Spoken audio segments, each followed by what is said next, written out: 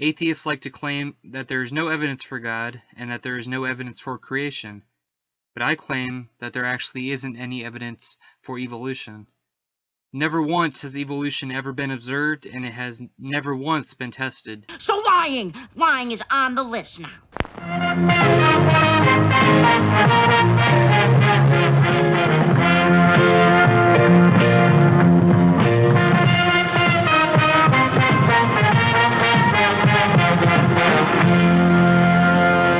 Welcome back everyone to Bridge the Divide, where we examine irrational beliefs, the irrational behaviors that often follow, and how we, with education, rationality, and reason, can bridge the societal divides that they create. Today, we have a sort of interesting video to take a look at, this one from the channel Arasmus. But before we get there, as many of you who follow this channel likely already know, as if I hadn't made it obvious enough, I'm a little bit of a horror film buff. No shit. So when I saw that Arasmus was utilizing a still from the 1931 Boris Karloff masterpiece Frankenstein as his channel banner, and the infamous shot of Conrad White in the role of Cesare staring straight down the barrel from the landmark 1920 German silent film The Cabinet of Dr. Caligari as his PFP, it caught my attention. Even his choice of a channel name, Arasmus, piqued my interest, because I initially thought that the host chose that word because it's either the Greek word for beloved, or because it was a reference to Christian humanist, theologian, priest, and philosopher Erasmus of Rotterdam, who was one of the most influential philosophers in Dutch and Western culture to come out of the Northern Renaissance. Turns out he chose that name because it's the name of the lead character that Vincent Price plays in the 1963 Roger Corman adaptation of Edgar Allan Poe's The Raven. Yeah, who knew this guy would be as big a fan of classic horror films as I am? And by the way, Erasmus, if you happen to be watching this, you ought to check out our podcast next. Side note, if you've never seen Corman's The Raven, it was written by Richard Matheson of I Am Legend and Steven Spielberg's Duel fame, and it also stars legends Peter Lorre as a guy who gets turned into a raven, and Jack Nicholson, as well as Boris Karloff as an evil wizard. I really can't understate how amazing this film is. Unfortunately for Arasmus, this is where things took a bit of a turn, because as I further explored his content, I found some interesting stuff, like the fact that he refers to evolution as evolution. He calls Joe Exotic a god among men. He claims President Biden was a prop of the establishment. He thinks universal basic income, or UBI, is a communist trap, and to top all that off, he's a flat earther and a young earth creationist. Boy, that escalated quickly. Suffice to say, I hit the motherlode. Now, amongst all that content, Arasmus has also produced a smattering of weird little top 10 list videos, but his biggest body of work is a series of videos in which he poses 100 questions to various groups or individuals. These have included Pentecostals, Catholics, Jehovah's Witnesses, Brett Keane from God TV Radio, Mr. Adam Skeptic, and of course, atheists. And that's what we'll be taking a look at today. Ooh, so exciting.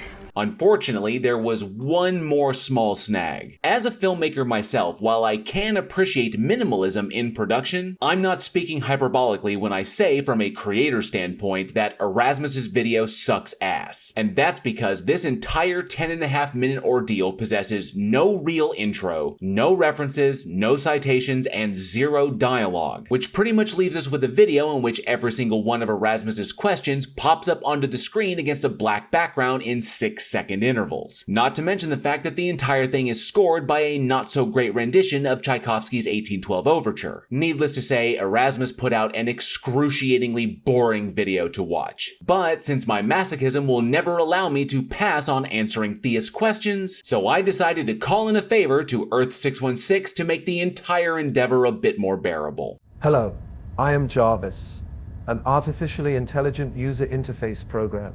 I am currently on temporary interdimensional loan from Stark Industries to assist you with your content by providing a voice for the questions that you will be answering. I honestly can't tell you just how much I appreciate it, Jarvis, and please pass my gratitude on to Mr. Stark for accommodating me. As Mr. Stark so often reminds me, time is money. Shall we begin? Take it away. Question 1.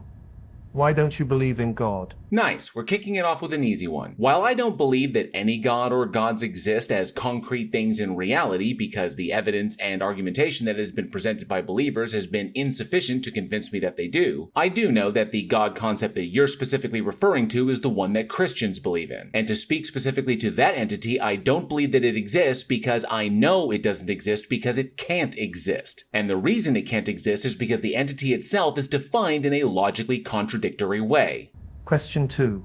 Where is your evidence that God doesn't exist? While some God concepts are definitionally unfalsifiable, meaning that we are currently unable to determine the truth of whether they do or do not exist, the primary evidence for your particular God not existing is how the source of reference for your entire theology defines that God in such a way that renders it impossible to exist. So unless you're willing to go back to the drawing board and redefine your God in a logically consistent manner, there's no need to address this any further. Question 3.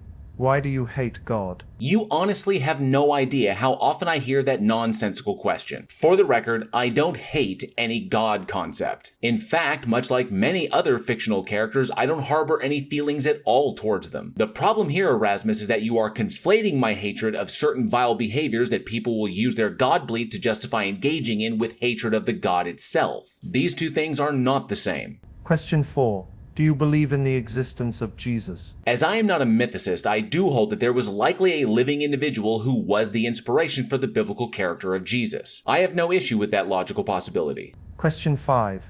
If no, where is your evidence that Jesus didn't exist? If you're talking about the character as they appear in the Gospels, well, there's no evidence that that individual existed beyond the stories themselves. But if you're talking about a person who inspired that character, while the evidence is still scant that that person existed, the logical possibility is sufficient for me. Question 6.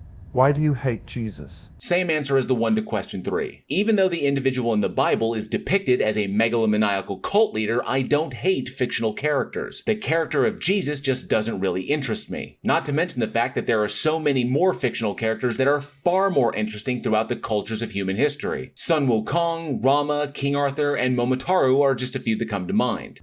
Question 7. Have you ever read the Bible? Yes, extensively. It's one of the primary reasons why I'm now an atheist. Question 8. Do you believe people have souls? No, there is no evidence to indicate that souls exist. Question 9. If no, where is your evidence? The best evidence that souls do not exist lies in the field of neurophysiology, which is a field that ancient cultures obviously had no conceptualization of. But today, we now understand that every single function that ancient cultures historically attributed to a soul is performed by the brain. So, until the concept of a soul can both be coherently defined and demonstrated to exist, holding the position that such a thing does exist is just ancient woo thinking. Question 10. Do you reject all gods or just the Christian God? All of them. Question 11. Why do you care so much about what other people believe? Because beliefs inform actions, and actions affect others. And the more irrational the belief, the more irrational the behaviors become, especially in defense of those beliefs. Question 12. Where do you get your sense of right and wrong from? The same as everyone on the planet. My moral intuitions are informed by my evolved capacity for empathy, and are shaped by the combination of my parents' and peers' influence during my formative years, the society I live in, and my constant daily experiences. Question 13.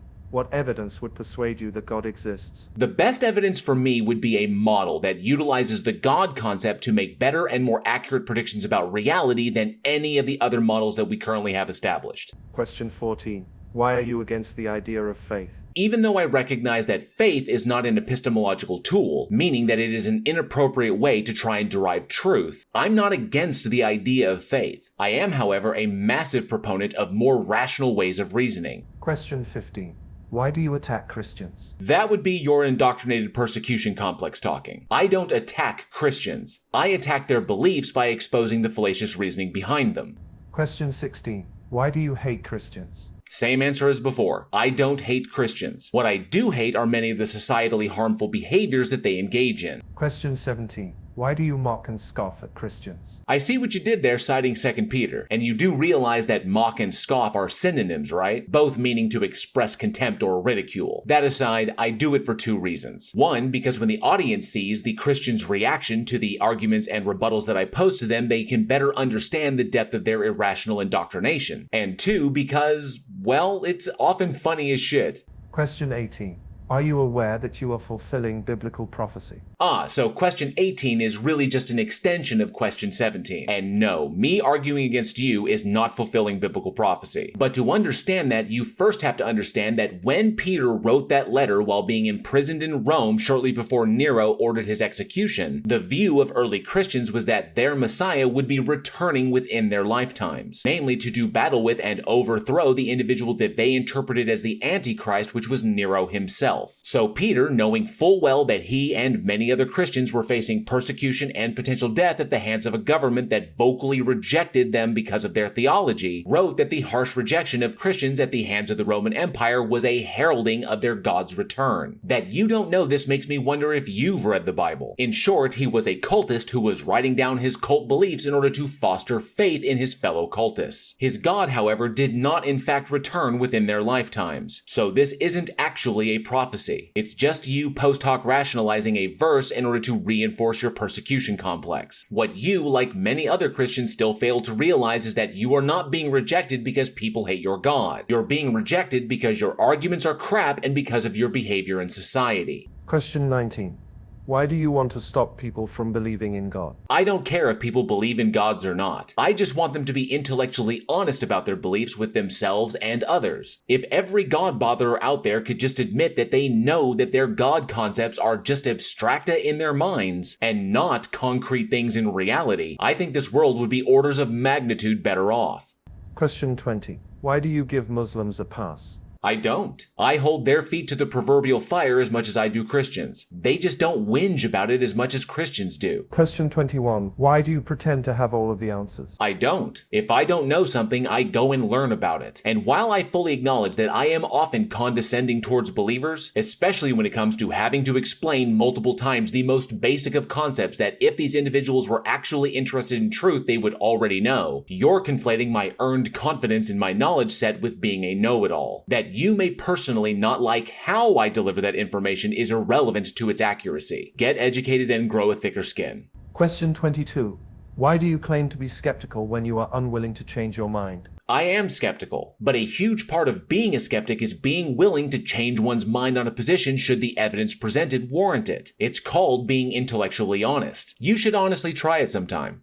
Question 23. Why do you go after Christian museums that are just trying to tell the truth? This question is probably a subtle reference to Ken Ham's Creation Museum out in Kentucky. And while I myself have not visited the Creation Museum, the sheer insanity of the Ark encounter being all my stomach could handle that day, other content creators like Erica Gutsa Gibbon and Aaron Ra have gone after the Creation Museum because it's an establishment that touts long debunked lies and pseudoscience as being truth. Ken Ham and the people behind the Creation Museum have no interest in telling the truth about the world, because they're only interested in selling visiting non-believers on the mythology that they believe is true, or selling visiting believers the validation that they so desperately crave. To put it short, they're only interested in making money. Question 24. How can you claim to be an agnostic and atheist at the same time? Because agnostic goes to the knowledge claim while atheism goes to the belief claim. You can believe that a proposition is false while not knowing for a fact if it is false, just as you can believe that a proposition is true while not knowing for a fact if it is true. So an agnostic atheist would be someone who does not know that any god or gods exists, and as such they do not hold the belief that such entities do exist. And by the way, this is an example of that very basic stuff that I mentioned earlier. Question 25. Why do you reject people's personal experiences? Because an individual's personal experiences are anecdotal, and the plural of anecdote is not data. So unless you're able to provide an independent mechanism by which an individual can eliminate their confirmation bias, their personal experiences and how they are internally interpreting those experiences is worth next to nothing.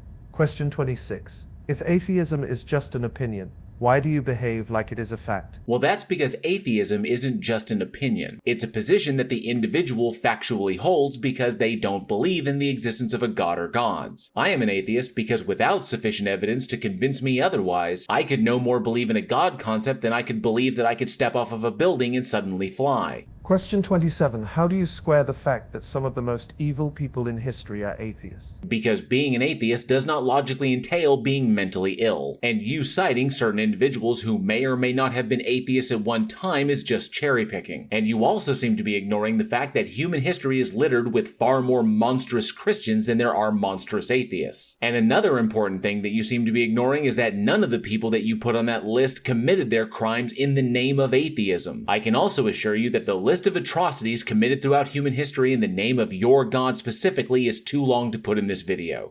Question 28. Why do you believe in evolution? Because it's a demonstrated fact of reality. Question 29. Where is your evidence for evolution? The best evidence for evolution comes from multiple fields working in unison. These include genetics, comparative anatomy, direct observations, the fossil record, and predictive modeling. Predictive modeling, by the way, that has afforded our species every single advancement we've made in animal husbandry, agriculture, and medicine in the past 150 years. Question 30. Have you ever observed evolution? Yes, and so have you. Question 31.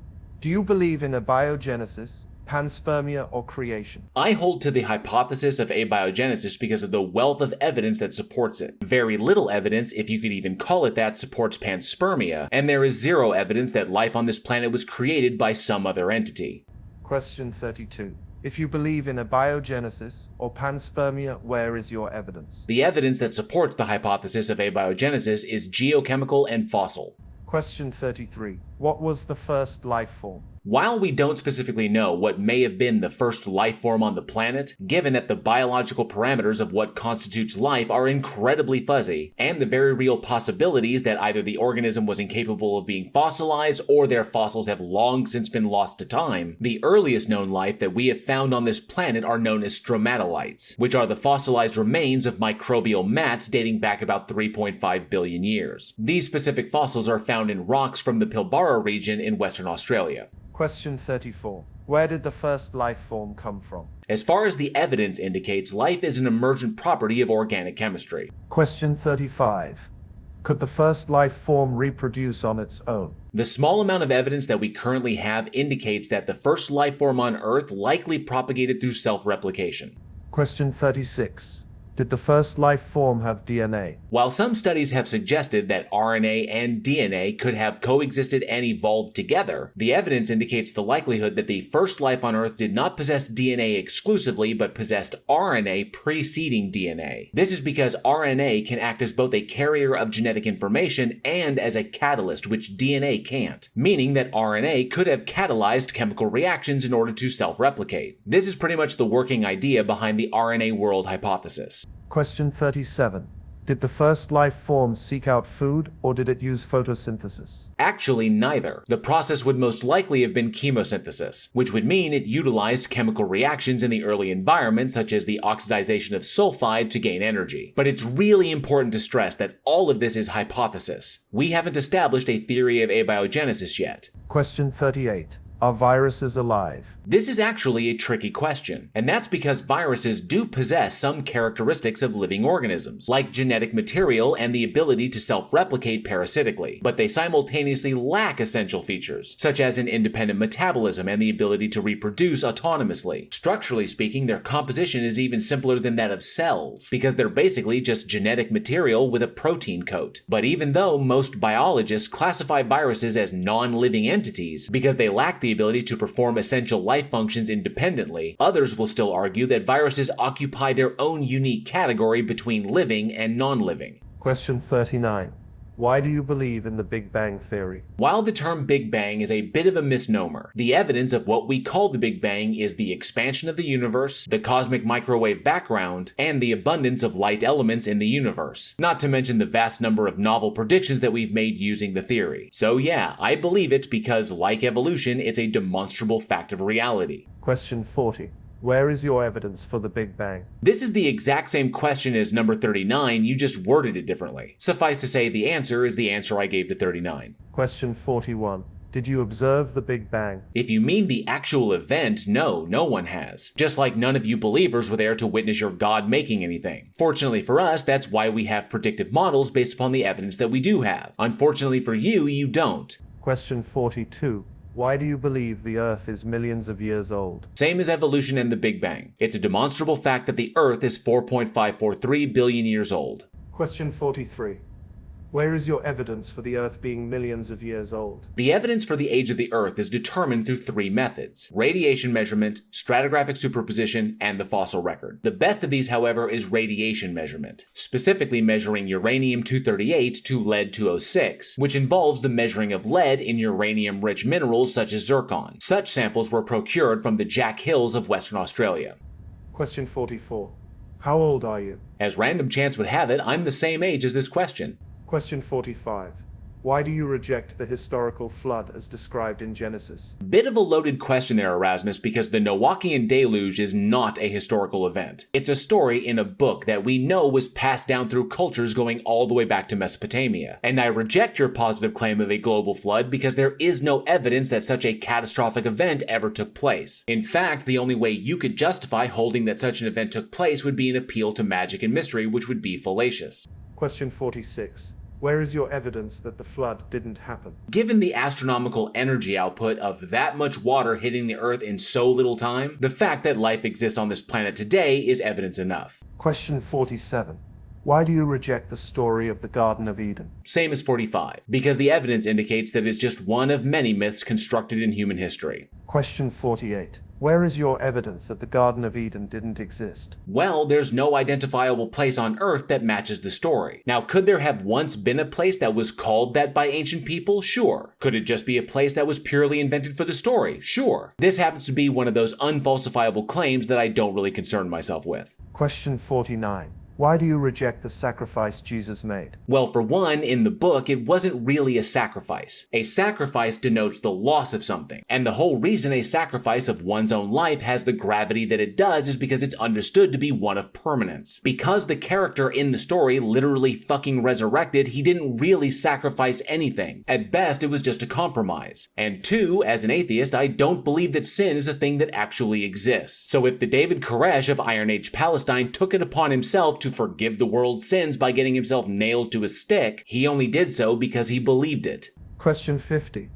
Where is your evidence that Jesus wasn't crucified? I don't hold that the individual wasn't crucified, simply because it's logically possible he was, and crucifying people who caused problems in the Empire was pretty much a Roman pastime. Always look on the right side of life. Question 51.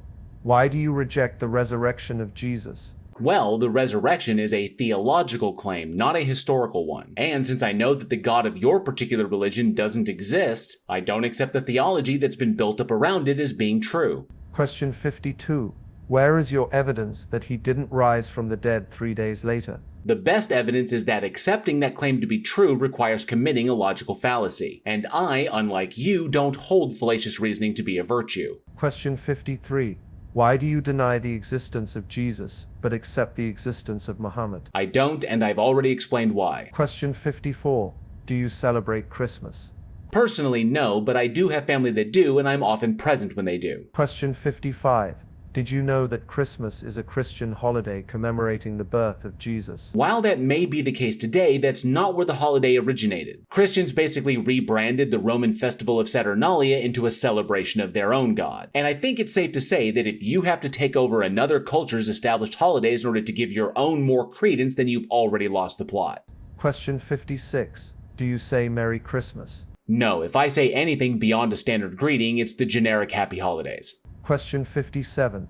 Why do you want to prevent people from saying Merry Christmas? I don't, because I don't care if they say it or not. But I will admit that I do kind of appreciate it when they willingly point themselves out to me. Question 58. Why do you want to force people to say Happy Holidays? That's also something I don't want because it would be a violation of the First Amendment. And I honestly could not care less about holiday greetings. Question 59. Do you celebrate Easter? Only if you count the one Cadbury egg I allow myself as a celebration. Question 60. Did you know that Easter is a Christian holiday commemorating the resurrection of Jesus? Same answer as 55. Just replace Romans with Germanic pagans and Saturnalia with Ostara. Question 61. Do you say God bless you when someone sneezes? No, again, I don't believe souls exist. Question 62. Why do you want people not to say bless you when someone sneezes? I honestly don't care if they do or don't. Question 63. Why do you want to take prayer out of school? While I don't care if students in public schools choose of their own volition to pray while they're at school, teachers leading students in mandated prayer, or prayer being established by the administration as a standard daily practice, violates the establishment and free exercise clauses of the First Amendment to the Constitution. So it's not and never has been about taking prayer out of school. It's about ensuring compliance with the Constitution, that a publicly funded institution is not establishing or giving consideration to one religion over any others. The Constitution is basically an all-or-nothing document. So unless you're willing to allow all religions equal consideration, none of them get consideration. Question 64.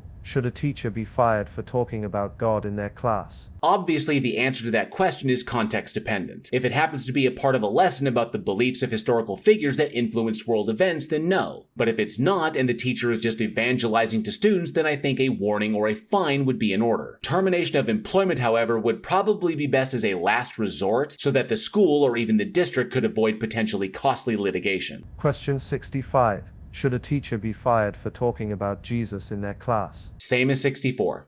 Question 66. Should a teacher be fired for talking about Muhammad in their class? Again, same answer as 64. Question 67. If the answer to the last one was no, why is Muhammad okay but Jesus isn't? See 64. Question 68. Why do you want to censor opinions that you disagree with? I actually don't, but deluded and ignorant Christian nationalists certainly do. Question 69. Why do you repeat information from scientists when you have no idea what you are talking about? While I can't speak for everyone, I do my best to not repeat things that I don't fully understand. Again, it's called being intellectually honest. Question 70. Why do you believe something can come from nothing? Oh, there it is. I was wondering when this question would come up, and the answer is I don't because it's logically contradictory. The fact that after all these years I'm still answering this insipid question is one of the driving forces behind my condescension. Question 71. How do you rationalize the belief that something can come from nothing? See the answer to 70. Question 72.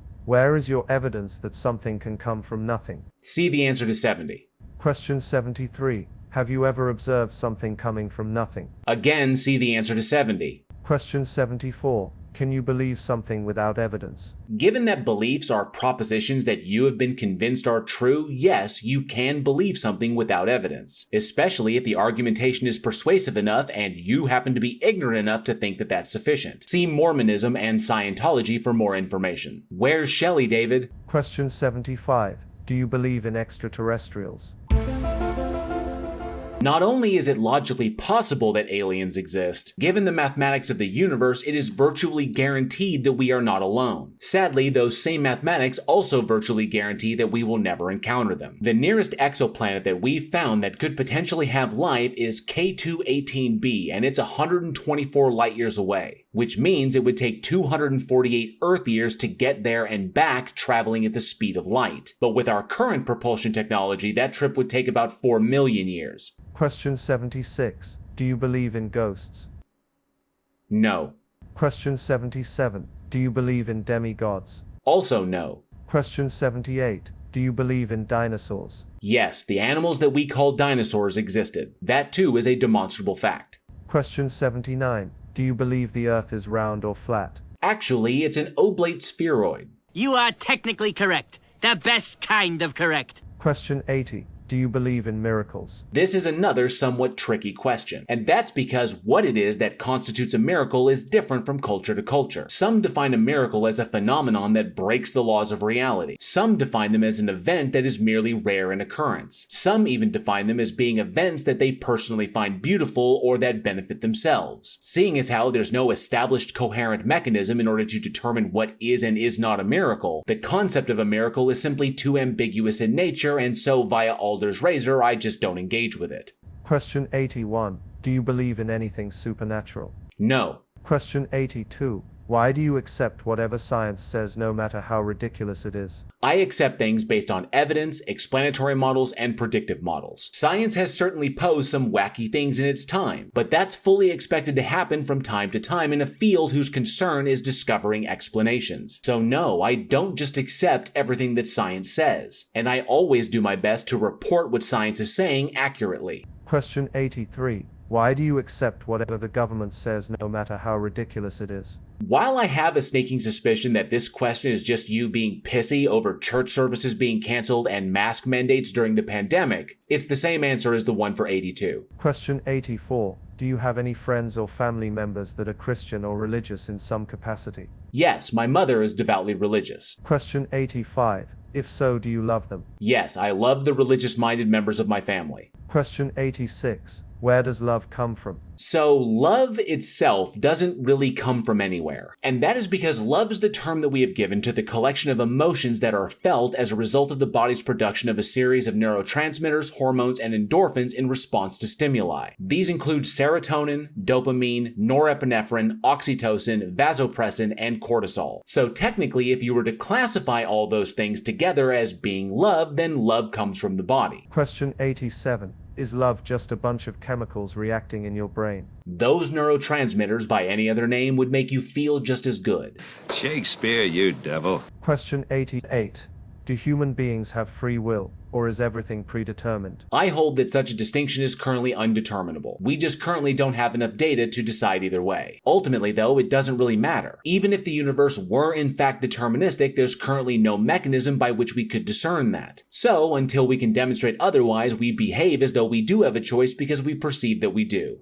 Question 89. Do animals have free will? While it could be flatly said that non-human animals do not possess the same capacity for choice that humans enjoy, it could also be said that the capacity for choice exists in gradients throughout the animal kingdom. We simply don't have enough data to determine one way or the other to any appreciable degree. And until we're able to do that, the human species will likely continue to perceive that animals simply don't operate with the same capacity for choice as we do, and unfortunately will probably continue the trend of treating non-human animals as less than ourselves. Question 90. Do animals feel pain? If the organism has pain receptors, then yes, they feel physical pain. And while the number is considerably lower, we have confirmed that some species do experience psychological and emotional pain. Question 91. Do animals have souls? As much as I love that movie, I don't believe they do. Question 92. Should animals have rights? As we're talking about organisms that basically have no choice in being subject to the outcomes of our behaviors, I subjectively conclude that they should.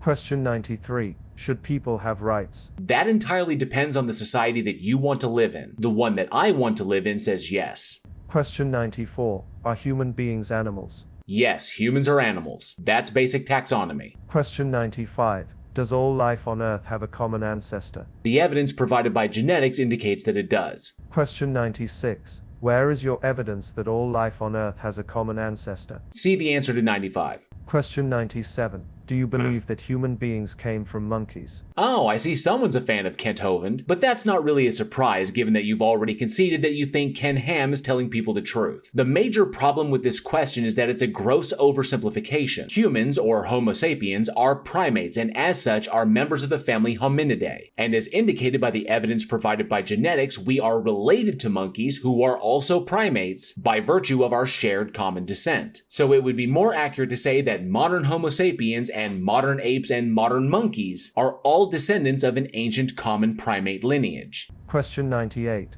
Do you believe that monkeys came from fish? This is yet another gross oversimplification that intentionally leaves out mountains of data points crossing hundreds of millions of years. So if I were to respond to your intellectually dishonest question with an equally intellectually dishonest answer, then it would be no. However, were you to have asked if humans are descended from aquatic lobe-finned fish, specifically a group called Sarcopterygians who existed about 400 million years ago, then the answer would be yes. Question 99. Do you believe that fish came from an amoeba?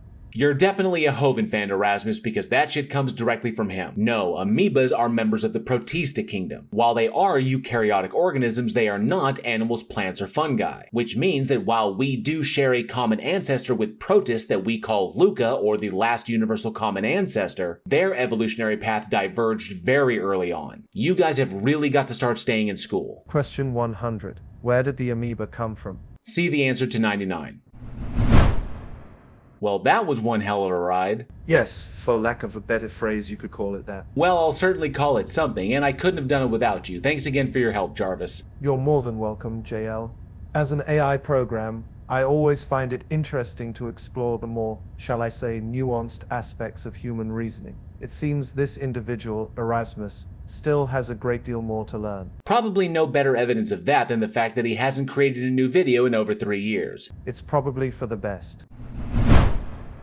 While I often advocate for non-believers bridging the divide with believers, I can't ignore the reality that that effort is a two-way street. While non-believers can facilitate improving the education of believers by ensuring that they have access to the information that they either missed or was denied them, believers must also be willing to do the work of holding their own positions to the same level of scrutiny that they apply to everyone else. It's this level of hypocrisy that I think creates one of the larger barriers to constructive dialogue. So when faced with this, I understand that it may be tempting to just throw one's hands up and walk away. But that's why it is so important to keep in mind that many of these individuals behave in this fashion because they have been manipulated by authority figures in their lives to believe that they must. And that, no doubt, is a tough hurdle to overcome. But it's not impossible. But only so long as we non-believers are willing to make the effort to communicate to them that it is perfectly okay to question aspects of their own worldview by ensuring they understand that doing so is a critical part of the methodology of getting as close to truth as possible. Because when they are eventually able to grasp that concept, it becomes entirely possible that they will then begin to ask why exactly the authority figures in their lives worked so hard to indoctrinate them into believing the opposite.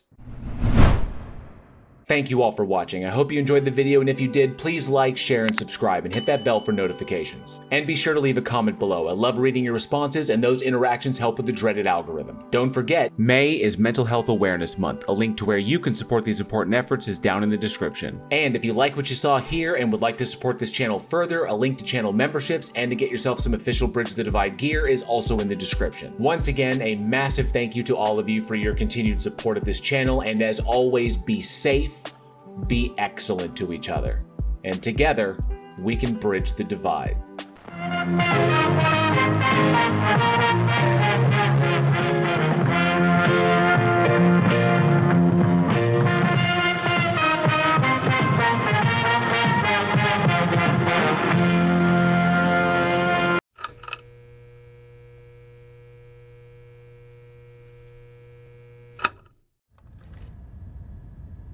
I honestly can't believe I defeated Ultron for this. Better you than me, love.